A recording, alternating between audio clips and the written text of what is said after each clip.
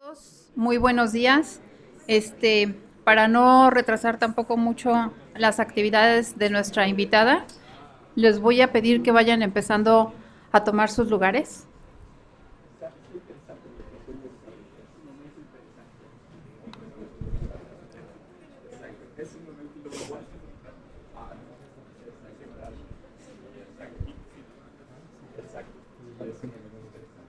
¿Está llegando gente?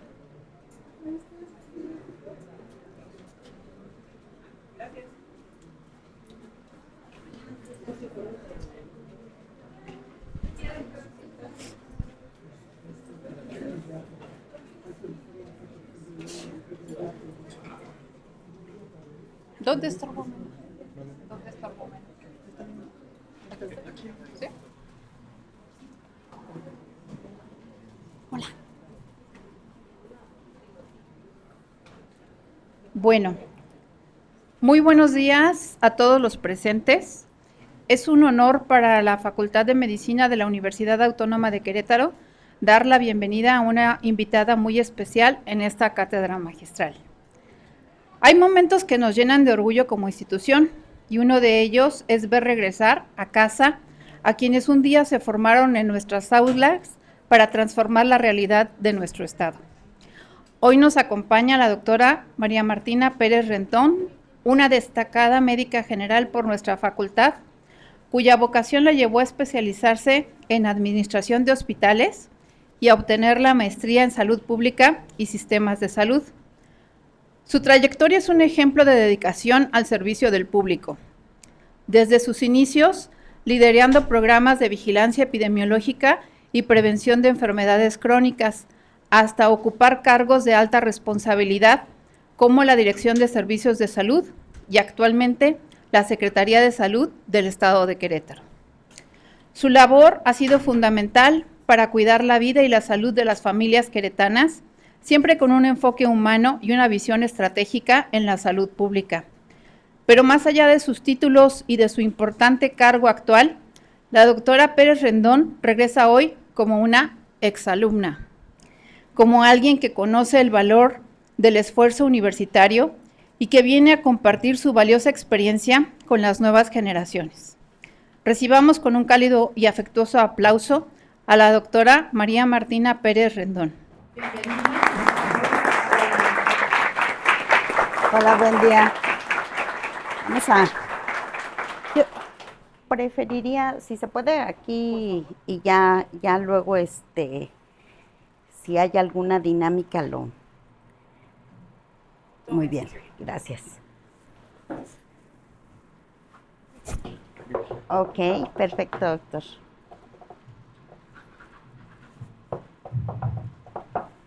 Bueno, pues para nosotros como facultad es un honor tenerla por acá, doctora Marta, y le agradecemos mucho su compañía, su presencia. Y bueno, pues recordarles a los alumnos que lo que ustedes piensen, proyecten de su vida puede ser una realidad. Tenemos a la doctora Martí, que pues es egresada de la cuarta generación de la, no, sin hacer cuentas ni trazar años ni nada de eso, pero es egresada de la cuarta generación de nuestra facultad.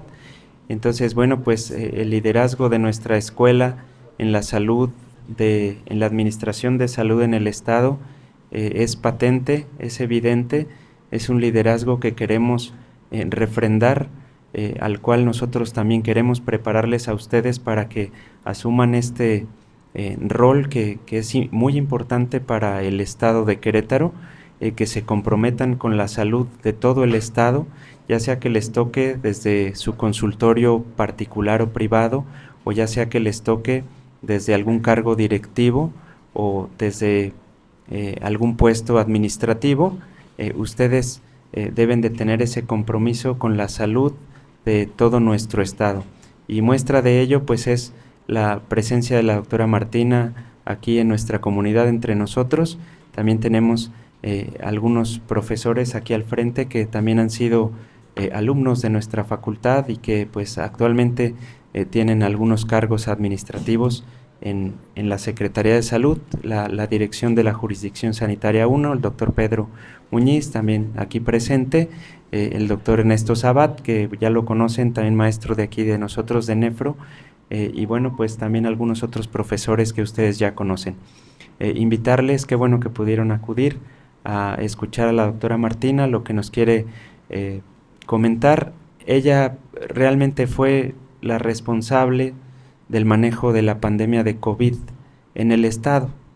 Hubo muchas otras personas que se sumaron a los esfuerzos que desarrolló la doctora Martí, al doctor Julio en su momento como secretario de Salud, el doctor Amadeo también aquí presente en la reconversión de hospitales, pero toda esa visión que ella tiene desde la epidemiología y la salud pública, que son muy importantes para el manejo de brote, el control de epidemias, es fundamental. Entonces, reconocerle que está por aquí con nosotros y agradecerle su presencia. Muchas gracias.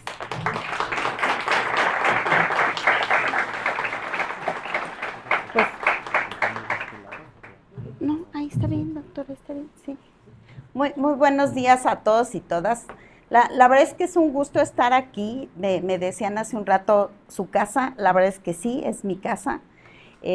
Siempre me he sentido sumamente orgullosa de ser egresada UAC, no solo de la facultad, desde la preparatoria tuve la fortuna de cursarla en la Universidad Autónoma de Querétaro, y bueno, de forma posterior, hace unos días me entrevistaban precisamente como algo similar a lo que vamos a compartir hoy, y les decía yo que cuando a mí me toca elegir la carrera, que yo ya tenía pensado en medicina cuando estaba en la secundaria, pues sí era como complicado pensar a dónde me voy a ir a estudiar medicina, porque en ese momento todavía no había en Querétaro. Afortunadamente, pues el doctor Rabel, el doctor Calderón, o sea, todos los fundadores de la carrera de medicina en el estado, pues tuvieron esa visión, y además con la visión también de la Universidad Autónoma de Querétaro, que dieron esa apertura. Ya lo decía el doctor, soy de la 4ª generación, ya me tocó, fuimos la primera generación que inició desde un principio en estas instalaciones. También hace un momento les compartía que aquí era un poquito diferente el auditorio, tenía la parte de la proyección allá atrás, y aquí nos juntábamos a estudiar para los exámenes, si mal no recuerdo, de anatomía. Nos juntábamos varios compañeros, nos poníamos toda la noche a repasar. Quién sabe cómo nos iba el otro día, ¿verdad? Pero aquí nos juntábamos a estudiar, así es que son gratos recuerdos, los laboratorios, las aulas. Nos tocó que empezara la construcción de la biblioteca, así es que pues sí, es mi casa. Me siento muy honrada con esta invitación. Gracias, doctor Sabat, también por esta iniciativa. Y la verdad es que el tema de conferencia magistral, no, yo no lo tomaría así. Yo más bien es una charla de poderles compartir un poquito la experiencia, y como la denominaron, más allá de los hospitales, la experiencia desde el servicio público, desde la salud pública, que de repente, y fíjense, que yo creo que los que estamos del lado de la salud pública nos vamos dando cuenta de la importancia de la misma, pues en este transitar. Generalmente, y bueno, y con todo respeto, doctor, porque además yo así lo viví, no sé si ya cambió un poquito la dinámica, pero generalmente cuando estamos en la facultad nos van formando para ser especialistas. Un poquito ese proceso de formación. Y otro poquito es, pues, nuestros docentes, ¿no? Los admiramos, nos vamos enamorando de alguna especialidad o alguna subespecialidad, y entonces la aspiración como estudiantes es eso, llegar a ser un especialista o un subespecialista en el ámbito clínico, y no tanto en estas esferas de la administración de sistemas de salud, de la salud pública, de otros ámbitos que pues nos va llevando la vida a ello, y la verdad es que ahorita vamos a platicar un poquito y ojalá al final alguien se enamore de esos procesos. Y entonces, bueno, primero empezaría pues esto, ¿no? Yo soy egresada de la 4ª generación, inicio mi trabajo o mi desempeño laboral en una clínica particular, también de un gran profesor y un gran ser humano, que no me voy a cansar de decirlo, y agradecerle además las oportunidades que me dio el doctor Faustino Llamas Ibarra, que quienes hemos tenido la fortuna de conocerlo, no podemos dejar de admirarlo. Les digo, aparte de un gran profesional de la salud, era una persona con una gran visión y además un ser humano sin igual. Y él, cuando yo trabajaba con él, que me supongo que todavía por ahí algunos, bueno, aquí Pedro también le tocó trabajar con él. La dinámica era que él atendía varios consultorios, entonces los médicos generales le apoyábamos en esos consultorios.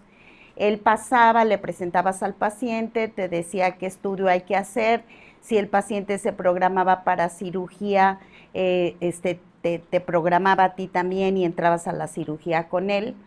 Y entonces pues era como muy dinámico, pero nos empezó a involucrar en los temas administrativos.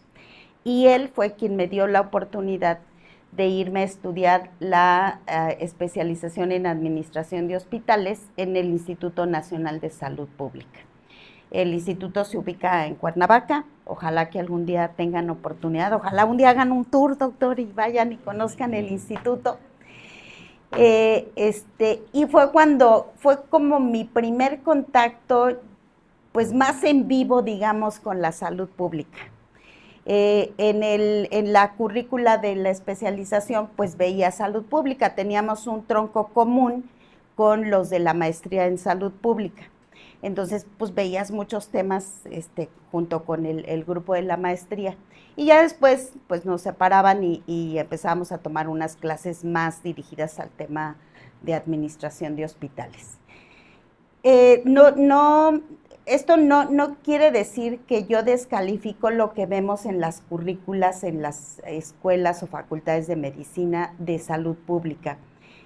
Y declaro mi ignorancia de qué peso se le está dando ahora, pero en aquel tiempo pues no era lo prioritario, insisto, ¿no? O sea, siempre, ay no, pues yo neuro, cardio, gastro, todas las especialidades o subespecialidades era lo que te apasionaba, ¿no? Porque además cuando vas a clínicas pues es lo que ves.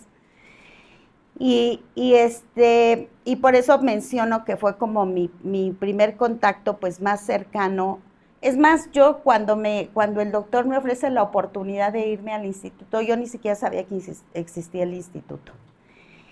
Y ahí, pues entonces, con este contacto con los compañeros de la maestría en salud pública, que además tuve también la fortuna de que uno de esos compañeros, cuando ya regresamos y después cuando entró a la Secretaría de Salud, fue un excelente director de jurisdicción, el doctor Mario Osorio, que también hizo la maestría allá, y ahora ya está jubilado, pero hizo un extraordinario trabajo en la jurisdicción 4, en la Sierra. A quien ustedes le pregunten, sobre todo de los trabajadores de hace tiempo, siempre van a tener una opinión positiva de él como jefe, como maestro en salud pública. Y de ahí se me queda el gusanito de querer hacer la maestría en salud pública. Por cuestiones personales, pues ya la beca que me da el doctor es por un año, regreso, trabajo en la clínica en la parte de la administración, ya no apoyaba en los consultorios ni en las cirugías.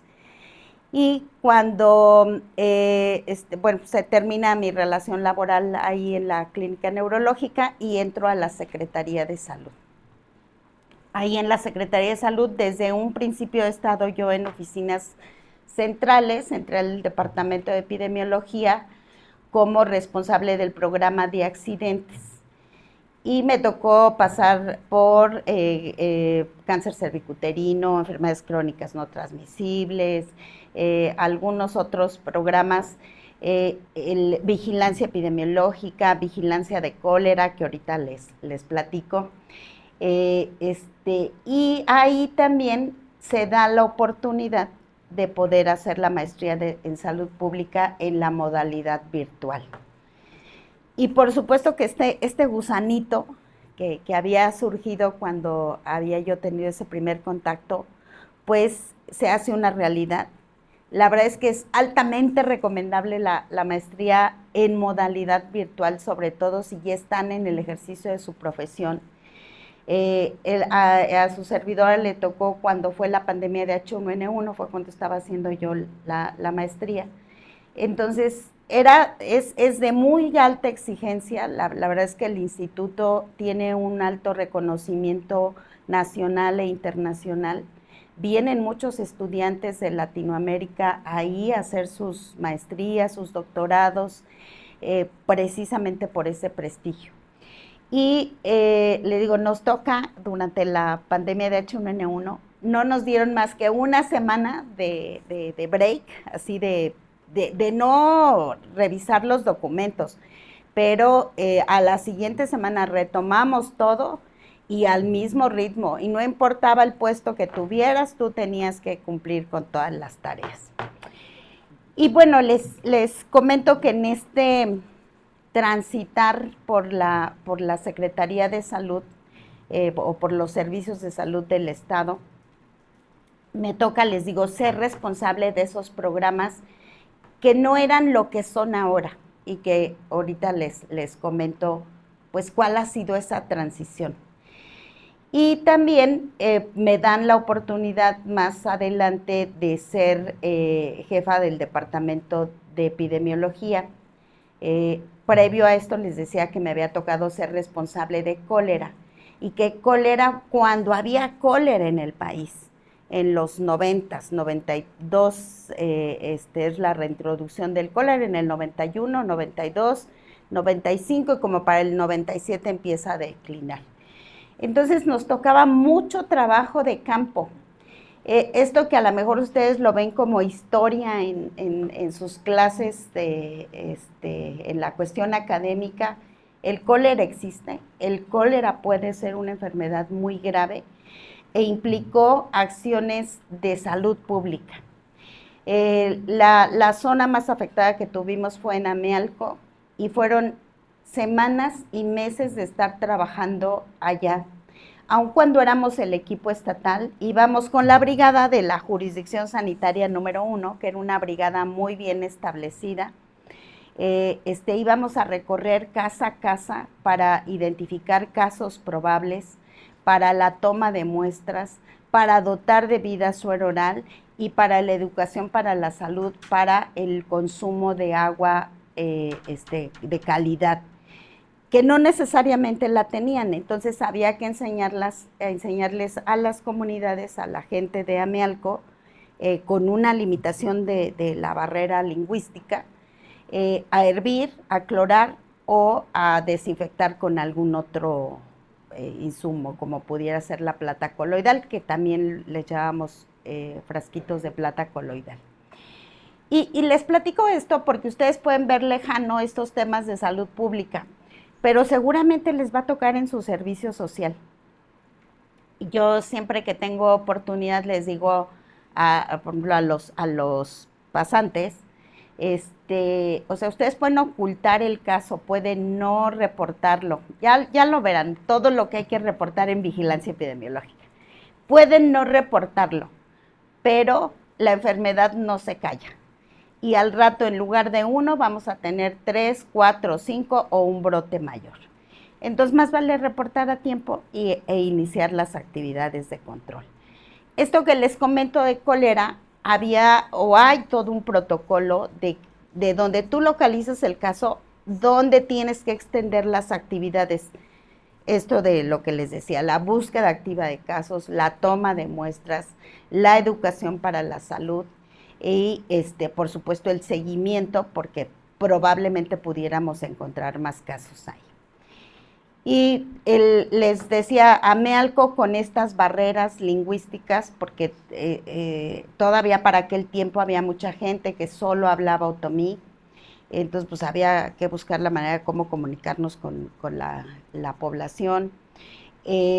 Había también el tema educativo. Una de las intervenciones que se hizo fue ponerles letrinas y sin preguntar, ¿no? Entonces, la gente, su forma de eliminar las excretas era al ras del suelo. Y entonces se decide, y pues sí, o sea, si el mecanismo de transmisión es la contaminación de alimentos a agua por las excretas, pues lo lógico es, vamos a poner una manera sanitaria de eliminar las excretas. Y entonces se decide ponerles letrinas. Y les decía que nos llevamos muchos meses, porque regresábamos y regresábamos a ver cómo iba, si ya no había más casos, si estaban consumiendo el agua de forma adecuada. Bueno, pues ¿ustedes qué creen que pasó con las letrinas? Exacto, no se usaban, eran todo, eran bodega, era gallinero, era reserva de granos, era todo menos letrina. Porque una intervención de salud pública tiene que ir acompañada de un proceso educativo. Bueno, pues esa es una de las primeras aventuras. Después, bueno, se logró controlar el brote. Ahí la causa, bueno, que esta también es una parte y que es muy apasionante en la salud pública, poder investigar las causas, ¿no? ¿Qué fue lo que sucedió ahí? ¿Por qué Amealco fue la zona más afectada? Resulta que cruza un arroyo que proviene del río Lerma, y el río Lerma viene del Estado de México, Ciudad de México, o sea, ustedes imagínense el nivel de contaminación. Y lo que hacía la gente para proveerse de agua es que en la margen del arroyo hacían norias, que ellos le llaman, o sea, hoyos donde se filtraba el agua, y de ser el agua que consumían, obviamente sin hervir y sin clorar, ¿no? Entonces, por eso fue muy importante, hubo defunciones y bueno, los que pudimos, los casos que se pueden detectar, porque además existe el fenómeno en el caso de cólera de pacientes asintomáticos o de personas asintomáticas, pero que sí siguen infectando o transmitiendo la enfermedad. Y bueno, más adelante, algo que ahora nuevamente estamos viviendo es, bueno, era evidente la mejora de la salud de la población con los procesos de vacunación. El programa de vacunación es uno de los más exitosos que ha habido en el país. Éramos uno de los países con uno de los mejores programas de vacunación y con las mejores coberturas. Y éramos porque, digo, ha habido ahí algunos asegúnes que ahorita comentamos que han permitido que estos niveles desciendan. Y cuando ustedes vean por ahí, que tengan la curiosidad de ver la evolución de estos padecimientos, van a ver curvas epidemiológicas fantásticas, donde cómo van descendiendo los padecimientos, ¿no? El sarampión, la polio. Yo estoy segura que muchas y muchos de ustedes no conocen a nadie con secuelas de polio, y menos de la misma edad, ¿no? Platicábamos precisamente con el director de medicina de la Anáhuac, y él nos decía que a él le tocó ver niños que estaban en los pulmotores porque había parálisis de músculos respiratorios, y entonces los metían por ahí búsquenlos también en la historia de la medicina, unos aparatos así monstruosos donde les ayudaban a respirar a los niños, ¿no? Secuelas de la polio. Nosotros tenemos un compañero ahí, colaborador, que tiene secuelas de polio, pero no nos tocó, digo, a mí no me tocó, digo, con eso que ya tengo mis añitos, no me tocó ver casos de polio. Sarampión tampoco me tocó, aun cuando yo ya era médico en la última repunte de sarampión de 89-90, tampoco me había tocado ver casos de sarampión hasta ahora en esta, y me supongo que así tampoco, ¿no, verdad, Pedro? No. No sé, doctor, ¿usted como pediatra le tocaron? Pues no, ¿verdad? Bueno, pues ahí el éxito de estas intervenciones como la vacunación.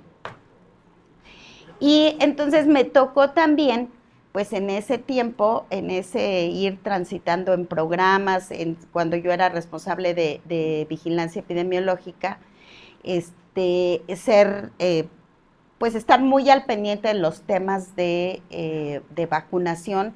Ha habido en la historia también de ese descenso del sarampión, pues pequeños brotecitos y entonces se activaba todo el sistema en el país para que hiciéramos búsqueda intencionada y poder evitar o controlar o cortar las cadenas de transmisión. Que a lo mejor se pueden preguntar, bueno, ¿y para qué tanto ruido, no? Bueno, todas esas enfermedades prevenibles por vacunación producían una gran cantidad de enfermos, de secuelas y de muertes. Y en el caso muy particular de sarampión, que ahora ha repuntado, pues una de las principales sordera, pero podía haber neumonía, podía haber a largo plazo la panencefalitis esclerosante. Entonces hay secuelas graves que podemos evitar. Si bien la mayoría de esos casos evolucionan bien, satisfactoriamente y no dejan secuelas, pues sí puede haber consecuencias importantes. Y entonces, bueno, nos toca eso. Y algo también bien interesante fue cuando la pandemia de H1N1 era una de las grandes diferencias de lo que sucedió con COVID, fue un fenómeno para el que ya estábamos preparados como país y donde los equipos de vigilancia epidemiológica y descender la información hasta el primer nivel y hospitales ya lo habíamos empezado a trabajar. Si bien la influenza era un padecimiento que ya existía, que se tenía perfectamente detectado, ya se hablaba que iba a haber la aparición de un virus nuevo y que al ser nuevo, pues todos somos susceptibles, todos y todas somos susceptibles y por lo tanto podemos presentar enfermedad. Grave, leve, pues eso a veces dependía mucho de la propia persona. Y lo que se visualizaba es que iba a ser H5N1 que circulaba allá en Indonesia, y que, no, pues ahí está muy lejos, en tanto tiempo va a llegar a México, estas son las expectativas, sí, muy graves, sí se pensaba que iba a ser muy grave lo que iba a suceder, porque H5N1 tiene una alta letalidad y también un comportamiento muy agresivo. Y incluso los números eran así catastróficos. Los invito también por ahí que busquen algunos escritos, algunos documentos de lo que sucedió con la influenza española, que también fue H1N1, pero otra, no la que vivimos ahora. Y ahí ustedes van a poderse dar cuenta de lo que sucedió. Se habla que hubo más de 40 millones de muertes en el mundo por la influenza española, que en cuestión de meses estuvo distribuida en el mundo, y eso que no había todavía las formas de comunicación con las que contamos ahora. Y bueno, H1N1, pues lo vimos en un corto tiempo de México hacia el mundo, rápidamente se distribuyó. Y les decía, una de las grandes diferencias es que teníamos un plan de preparación y respuesta. Ya habíamos hecho muchas capacitaciones, las habíamos recibido, ya el país estaba preparado con la existencia de oseltamivir, que fue un medicamento altamente útil. Había una vacuna que no para ese padecimiento, pero ya había una tecnología para la producción de la vacuna. Entonces, son de las grandes diferencias. No hubo un cierre como el que vivimos en COVID. Y la otra gran diferencia, las redes de comunicación.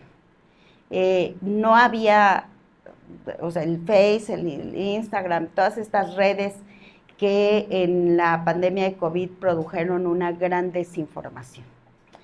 Y nos tocó coordinar, nos tocó junto con el equipo, en ese tiempo el secretario de Salud era el doctor Rafael Asensio, y nos tocó junto con él coordinar estas actividades, reforzar la capacitación que ya habíamos hecho con anterioridad, el programar las estrategias de vacunación. Les digo, sí fue muy, muy distinto a lo que vivimos en COVID. No era tan centralizado el manejo como lo fue con COVID y pues hubo un buen control. ¿Por qué? Pues porque apareció la vacuna. Cuando llega la vacuna empezamos con los grupos más vulnerables, lo mismo que pasó con COVID. Vemos el descenso de casos graves y de defunciones, que también en ese sentido con la existencia de los Celtamivir nos permitió pues que no hubiera tantas defunciones e insisto, ¿no? Un padecimiento que ya se conocía, que se sabía un poco de su comportamiento y había ya mucho proceso previo de preparación. Y bueno, seguimos ahí avanzando, seguimos en los encargos. Después me toca a mí ser directora de Servicios de Salud. Cuando H1N1 yo era la epidemióloga estatal y después me brindan la oportunidad ya en la administración con el doctor Mario César García Feregrino, de estar al frente de la Dirección de Servicios de Salud. Y les decía yo, los programas, cuando a mí me tocó ser responsable de programa, no eran lo que son ahora. Cuando yo ya soy directora de Servicios de Salud, y no por mí, o sea, es esta evolución nacional que fue teniendo, donde se tenía la visión de estos principales padecimientos, que algo había que hacer por ellos, que había que mejorar cómo funcionaban los programas, que no podían ser programas nada más de un papel, sino que tenían que tener intervenciones efectivas en campo, y en campo me refiero sobre todo al primer nivel de atención. Y, por ejemplo, el programa de prevención y atención de accidentes, que a su servidora le tocó llevarlo, lo que me tocó hacer en aquel tiempo fue sacar estadística, porque no teníamos nada de información, no sabíamos cuánta gente se moría de accidentes, ni cuáles eran las causas de accidentes, ni dónde se ocurrían esos accidentes. Entonces, en aquel tiempo me tocó empezar a trabajar con eso. Hoy llevamos un programa de alcoholimetría, un programa de capacitación de primer respondiente, un programa dirigido a la intervención de prevención de accidentes en diferentes escenarios, como la casa, las escuelas, los espacios recreativos y sobre todo la vía pública, que es pues donde ocurren la mayoría de los accidentes fatales o que dejan alguna secuela. Y también pues a poder identificar grupos de edad. ¿Ustedes dónde se imagina que se accidentan más los adultos mayores? Exacto. Bueno, eso nos lo da la estadística, eso nos lo da la información. En su casa, generalmente en el baño, porque no se prende una luz a la hora que se levantan al sanitario en la noche, no utilizan un calzado que les permita no resbalarse, o cuando se están bañando, igual por no utilizar unas sandalias. O sea, con elementos tan básicos podemos prevenir accidentes. Bueno, pues entonces eso es hacer salud pública.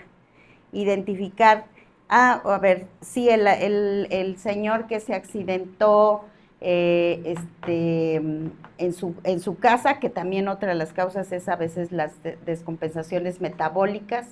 Bueno, ¿qué red de apoyo tiene? ¿Cómo le podemos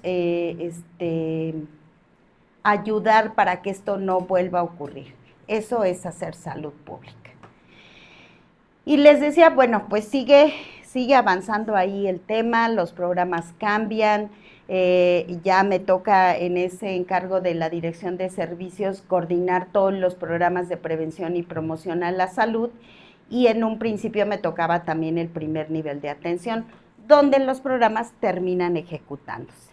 O sea, una vacuna, digo, sí hay vacunación en campo, pero generalmente esas vacunadoras están adscritas a un centro de salud, ¿no? La vacuna pues se pone en el centro de salud. El método de planificación familiar, sensibilizamos, muchos los aplicamos o los dotamos en el centro de salud. La detección oportuna de cáncer cervicuterino, o sea, los papanicolaos o la captura de híbridos, lo tomamos en el centro de salud. La presión, la detección de diabetes, lo hacemos en el centro de salud. Entonces, tiene que haber una comunicación permanente, así es que no crean que si no quieren hacer salud pública se van a escapar, no, cuando hagan su servicio social. Y ya lo decía el doctor, cuando estén en su consultorio, o sea, no pueden sustraerse a una intervención de salud pública. Si son pediatras, van a promover la vacunación, van a promover el buen desarrollo de los niños, el peso, talla, la alimentación, la estimulación temprana. Eso es salud pública. Y les decía, bueno, pues llegamos al COVID-19. Para entonces yo era directora de servicios de salud, mi secretario, el doctor Julio César Ramírez Argüello, y la verdad es que fue la mejor experiencia de intervención en salud pública que me ha tocado vivir. El gobernador, en ese entonces, Francisco Domínguez, nos convocó, nosotros la parte técnica hay como de refilón, aunque después nos volvimos parte esencial, porque obviamente pues convocaba al gabinete, pero eso es lo que les quiero transmitir. Convocó al gabinete, estaba el de economía, el de seguridad, el de protección civil, o sea, todo el gabinete participaba en las reuniones donde presentábamos el panorama y la evolución del padecimiento. Y se hicieron intervenciones no solo en salud, que además en salud, déjenme decirles que no escatimó recursos para invertir. Nos anticipamos como servicios de salud a la compra de muchos insumos, que sí, no lo niego, en algún momento pudieron haber hecho falta, pero cuando teníamos que intubar ya había un ventilador, ya había cánulas para intubar. Cuando el personal tuvo que ser protegido con el equipo, había equipo de protección personal suficiente.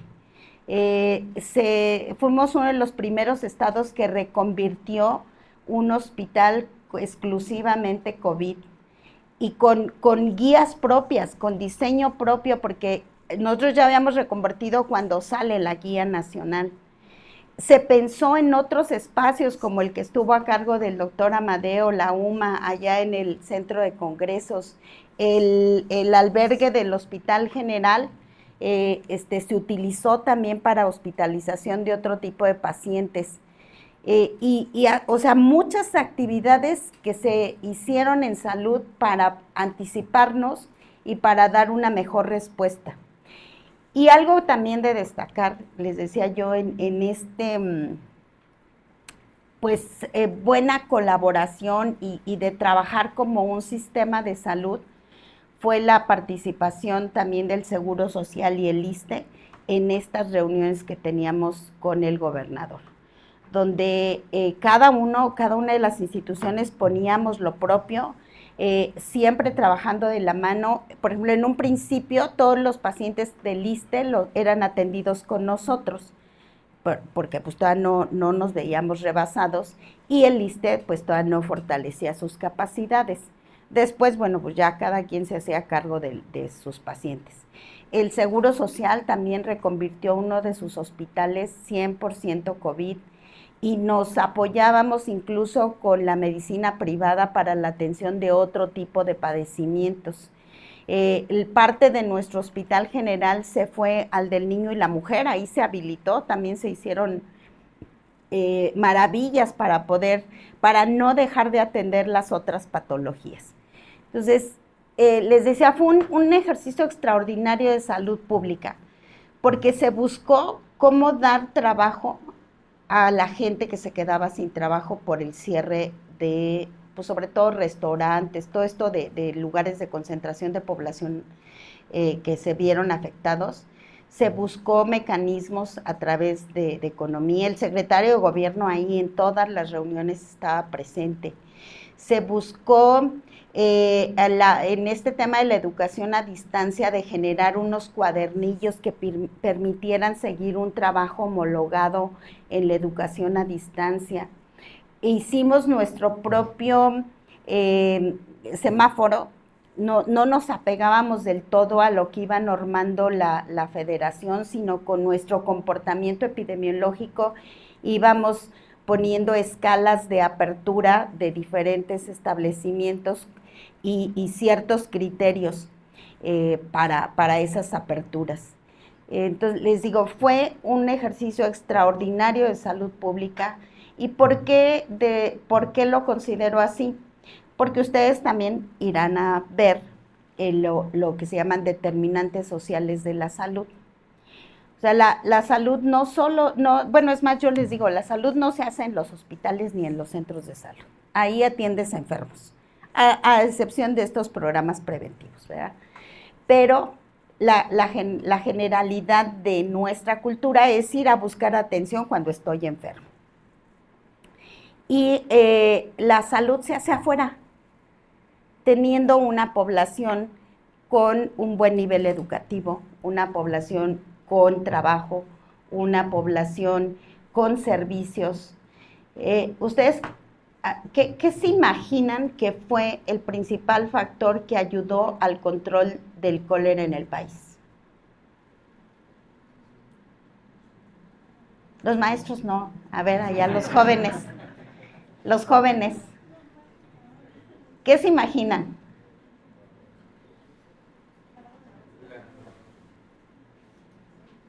Sin pena, aquí venimos todos a aprender. Uno de los factores, ajá. La enseñanza a las personas sobre cómo debían de proteger la autonomía. Otro de los factores, ajá.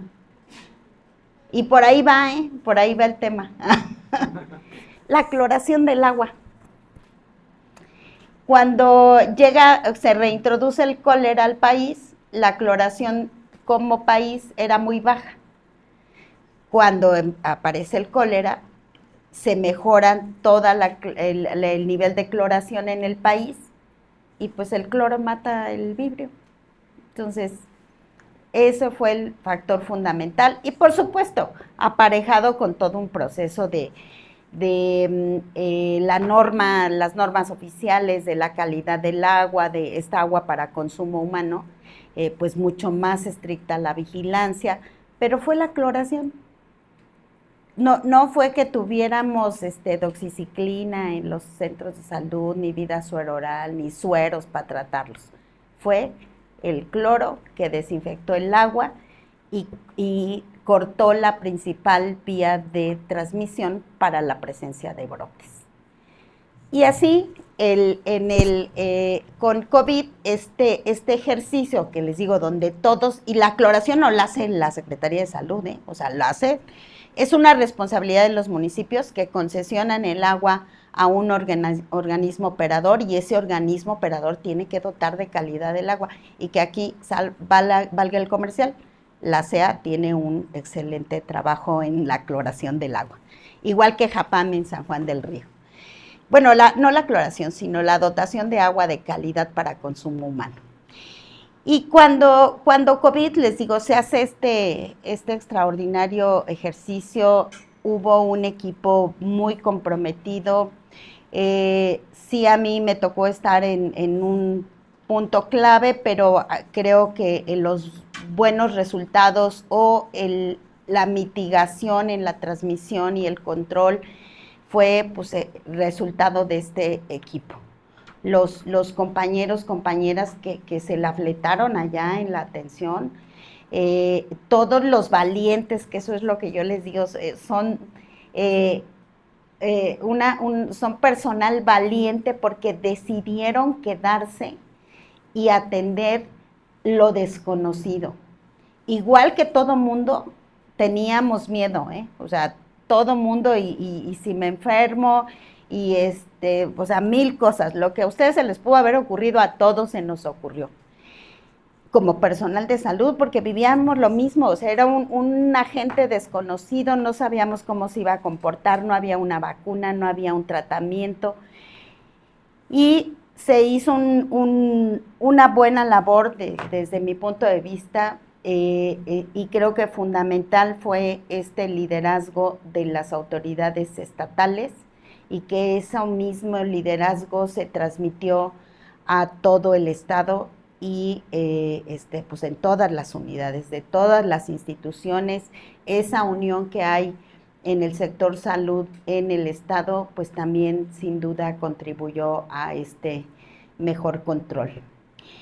Y bueno, seguimos y ya con el licenciado Curi, pues me da la oportunidad de encabezar los trabajos de la Secretaría de Salud, donde mucho de mi quehacer es esta coordinación precisamente con todas las dependencias que tienen que ver con los determinantes sociales de la salud, con las dependencias obviamente del sector salud, con las instituciones académicas donde están formando chicos y chicas extraordinarios que después van a estar allá afuera dando servicio, y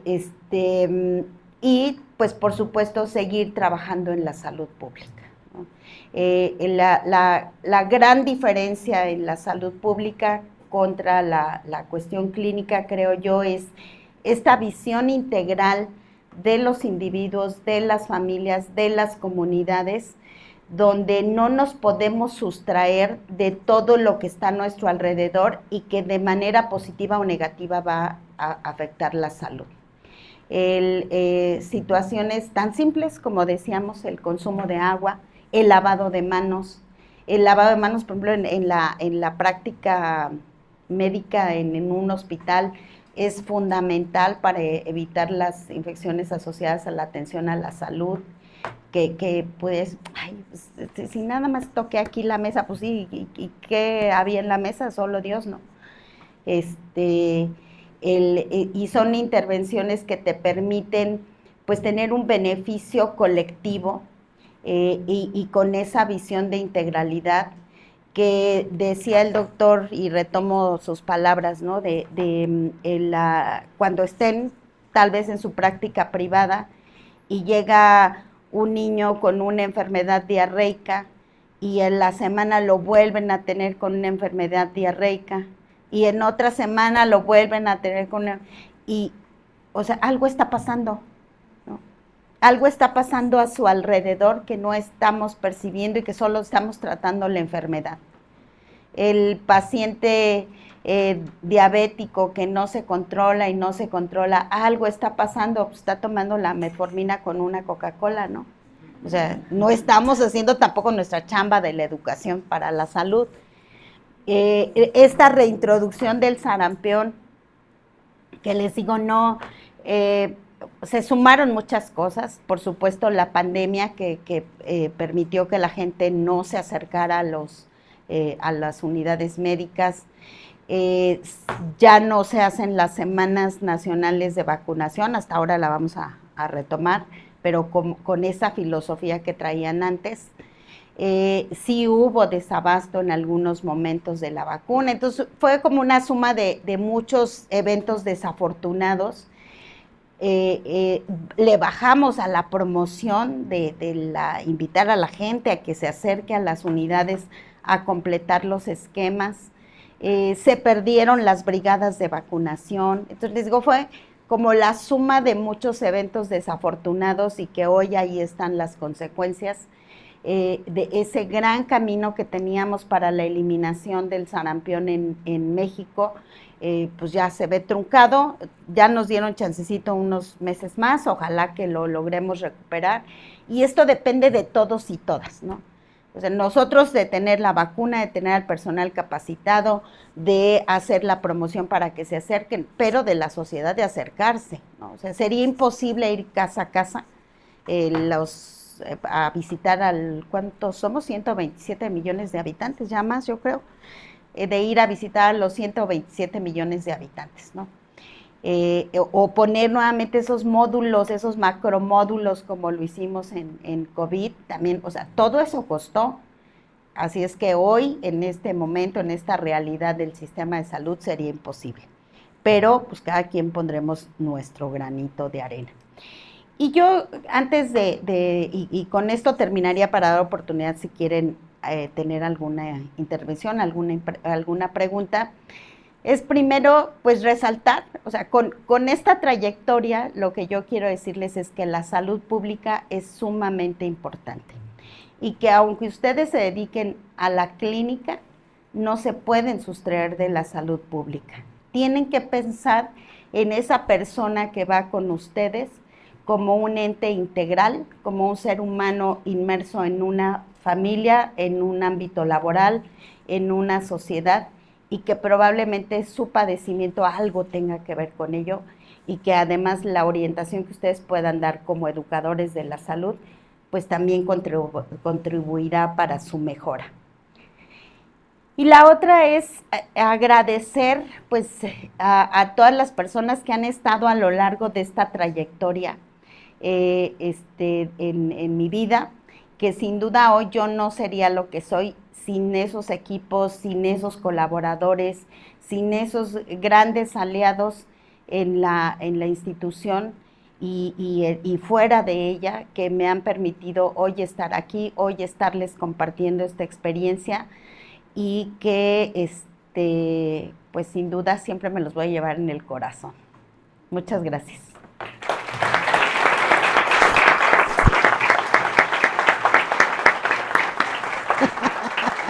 Muchas gracias, doctor. Sí. Bueno, yo nada más quiero terminar con un comentario también. Ahorita pasamos el micrófono para las dudas de los alumnos, que algunos ya se tienen que retirar por el tema de las clínicas. Fíjense, el objetivo de las cátedras magistrales es que ustedes como alumnos crezcan en lo que alcanzan a ver dentro de la facultad. Siempre tratamos de buscar perfiles o personas muy reconocidas o muy capacitadas que les ayuden a reconocer que hay un panorama mucho más amplio de la medicina del que tenemos aquí en las aulas. Ese es el punto número 1. El punto número 2 es que la formación médica de ustedes radica en 4 grandes pilares. Si ustedes los han identificado, el pilar 1 son las ciencias básicas, el pilar 2 es las clínicas, el pilar 3 es la investigación y el pilar 4 es la salud pública. Sí, con esos 4 pilares ustedes pueden desarrollar toda su actividad, pero hay que reconocer que cada uno de esos pilares es fundamental para que ustedes puedan tener o cubrir el perfil completo del médico. Ahora vamos a decir cuál es el perfil completo del médico. Es aquel que realiza labores asistenciales, es aquel que realiza labores de capacitación o educación de la población, como bien decía la doctora Martina, y la tercera es que hace actividades de investigación. Esas 3 cosas es lo que hacen el perfil completo del médico, y sin esas 3, entonces estamos el médico como incompleto, ¿verdad? Porque, y en base a la plática del día de hoy y a reconocer que la salud pública es un pilar fundamental en su formación y que lo deben asumir como tal dentro de su formación en esta facultad de medicina, porque otras escuelas de medicina realmente no forman al personal de salud como para identificar a la salud pública como una herramienta fundamental. Nosotros sí queremos que ustedes salgan con ese perfil y ya tienen materias que estamos reestructurando también para que se fortalezca ese perfil de salud pública. Incluso estamos haciendo un libro, ¿verdad?, que se trata de la salud pública y ya lo vamos a presentar el día 12 de junio. Pues ahorita le mando la invitación a la doctora Martina porque nos lo entregan el día 30 de abril y nos hemos dado cuenta que las escuelas no forman en salud pública.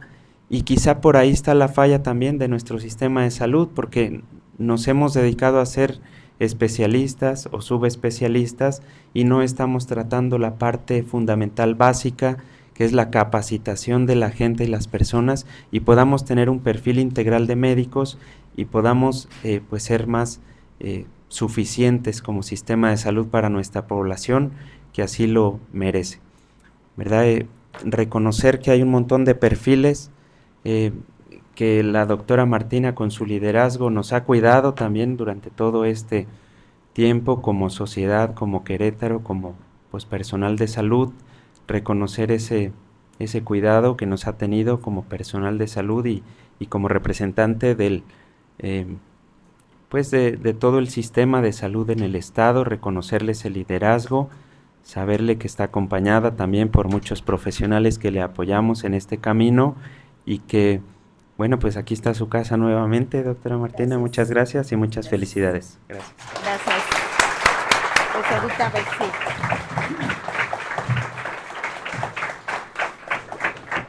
Antes de que se vayan, les voy a robar unos segundos más.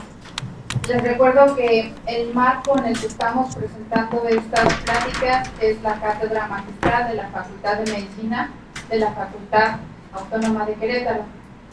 Y para mí es un privilegio poderle dar a la doctora, la Facultad de Medicina de la Universidad Autónoma de Querétaro, a través de la Coordinación de Educación Continua, otorga el presente reconocimiento a la doctora Martina Pérez Rendón por su valiosa participación en la Cátedra Magistral con el tema Más allá del hospital, la salud pública como eje del sector salud, que se llevó a cabo en las instalaciones de esta facultad el 20 de abril del 2026. Doctora.